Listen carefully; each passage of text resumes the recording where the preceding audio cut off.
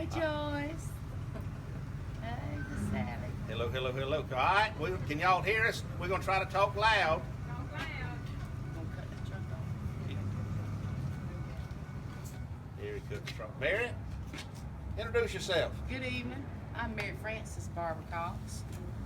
I was born and raised in Bainbridge. In fact, I grew up right over here near the Flint on the corner of Donaldson and Broughton Street in a house my father built, D.R. Barber.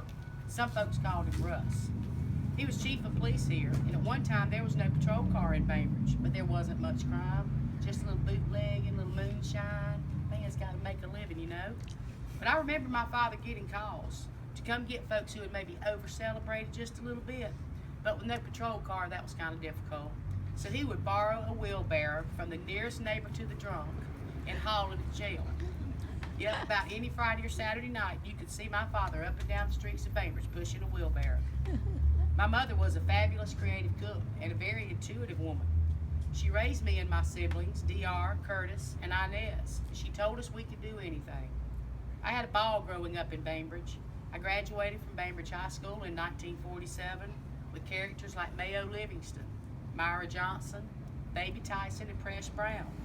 We liked to hang out here around the square because there was always something happening. I lost a lot of my closest friends on December 7th, 1946 in the Weinkauf Hotel fire. It was certainly a day I will never forget.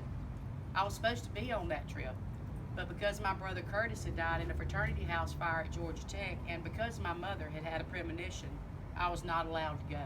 It was a sad day in Bainbridge and around the state. I graduated from Westland College and then moved to Columbia, South Carolina, where I taught and worked at Columbia Museum of Art.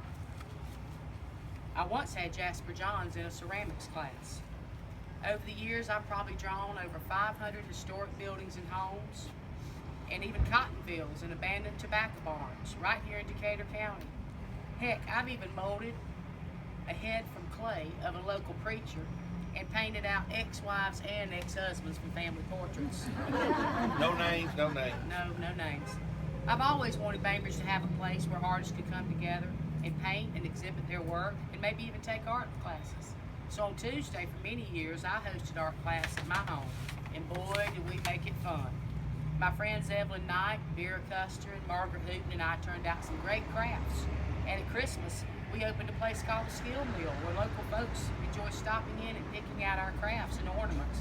Back then, I never imagined that my pen and ink drawings would ever be a real Christmas ornament, but they are, 25 of them, since 1991, scattered all over Bainbridge and throughout the state. I love going to Willis Park each year and signing ornaments and seeing old friends and making new ones. I love art, every medium and every form. One of the most exciting opportunities I ever had was an offer to study with Pablo Picasso, but a much better offer came along. His name was Walter Cox. Good evening. I am Walter Cox, the most exciting thing that Mary ever found. But how exciting am I? I'm exciting enough that I was able to talk her into 4 beautiful daughters, and I survived to live to tell about it. Any man with 1 wife and 4 daughters needs a merit badge. Why do you think I got into politics and like to go fishing with the boys? I was destined to come back from the funeral home for the funeral home business. My father started in 1927, called Cox Funeral Home. A little history on me. I graduated from Bainbridge High School in 1946. I had high school buddies like Ramsey Simmons, Reuben Reynolds, and Paul Koleski. I need to get him out of the way.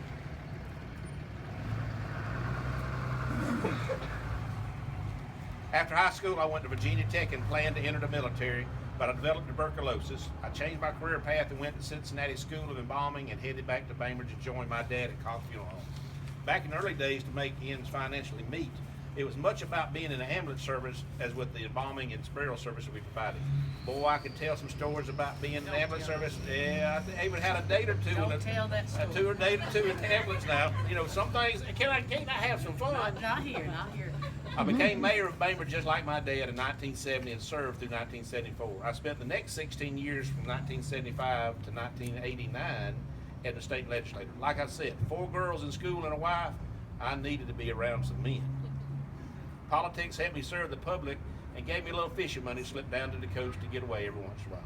Mary and I had a great life and we raised 4 beautiful Cox girls. Kathy was born in 1958, Karen in 1959, Glennie in 1963, and I see Kim even showed up today, born in 1965. We lived above the funeral home before we moved to Pine Street, so downtown Bainbridge around this funeral home was their playground.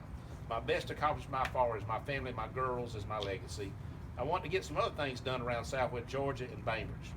I want to see a 4-lane highway down the west side of the state, because that darn 6-hour drive to Atlanta through the woods on all those back roads that Huber and I have to take is killing me. It takes forever to get to Atlanta. Can you imagine being able to drive to Atlanta in only 3 hours or so? It'd take y'all 2. It'd take us 2 probably. Take you 2. We got connections. I want to see a firehouse gallery that Mary's artwork and others can be exhibited, called the Firehouse. I'm working on an idea for something called Bainbridge Junior College. Maybe I can get Kathy an education, and she might could run a college one day. You think? She can do what she wants to do. Yeah, she's pretty independent. Paving streets, uniting the whole community, having a good working city, and servicing all the residents of Bainbridge are my goals. Keeping the state hospital and the George Factory blind moving is always a chore in Atlanta. Politics is fun, but there's always somebody opposing you and saying no. You can't make everybody happy. You can try, but you can't make them all happy. But I try to do my best. But I got 4 daughters, so I'm pretty good at things. That's right. Those girls, if I can get them grown and educated, well, they might get into politics even. I'll be thrilled to get one of those newfangled state-of-the-art sewage treatment plants I keep reading about. I'd love to have my name on one street and my best friend Hubert Dollar's name on another street. It's a great idea. If they meet up, we'd have our fame. We'd have our claim to fame that we were full of shit when we got together. Oh, by the way, I did get those and other goals done. We later moved to Pine Street where we could have friends, laughter, more friends, fish fries, and some time away from the funeral home. There's always something or someone going around the house. Mary's artwork to our supply of friends planning a fishing trip or avenues to or adventures down to St. Pete, Shell Point, or Lanark Village. As you can tell, this Cox family is a very social group. Very social. Let's have a fish fry. I'll go over to Tabs and pick up some stuff to make some slaw. All right, I'll call Abby and Hubert and call Charlotte and George, and we'll get the fish out of the freezer. We call it Mexico Beach. We put in the birdies and went out to Cebu and had a pretty good weekend. But remember, I still got plenty of stuff left over, liquid refreshments in the car, so don't be purchasing more. But be careful, don't hit the brakes too hard. It might slide out from underneath the seat. Okay. Do you remember the last fish fry we had? We had 2 funerals and then got another call. The whole family had to work the funeral home the day of the fish fry. Girls were dusting the chapel and setting up the flowers. Then I had to play the piano, load up the flowers, and try to beat the hearse in the family out the cemetery. All this in the July heat. You know how much I like being hot. By the time you got home, you would sweat it through your mauve suit, and you barely had time to shower and put on your putter pants and get the grease hot. That was one Jim Denny of a fish fry. Those suckers were netted in the river gas just right, and the fun we had netting him with the men by the river was a good story. There's another story I shouldn't really be able to tell in public. Before I forget, I invited Hubert and Abby to the Funeral Home Directors Convention in New Orleans, and I severely warned Hubert Dollar to be on his best behavior as our guest again this year. But he's too much fun when I take him. You're going to be in trouble. Even though you warned him something good that's going to do you. You know how you and Hubert like to pull one over on each other. Do you remember the hearse he ordered you without your knowledge? How forget? That's why I warned him. Here I am one day sitting in a funeral home, and a driver arrives with the newest, prettiest, state-of-the-art hearse from the factory that Hubert has ordered while he's down there representing me. COD. Boy, did I have to do some talk to get out of that. And I warned Hubert, and I'd wring his neck next time over the joke he played to me. I'm going to keep him away from all my buddies in the funeral home business. They like to pay jokes also and put him up to it. Well, that's good luck with you. That's going to be a lot of fun. Now, remember, I've got to be back by Tuesday for art class. Vera and Evelyn and I are working on some things at the skill mill, and Margaret Hoop has got some great jokes. I don't want to miss them. Okay, Walter? Walter. Walter, are you asleep? And that concludes.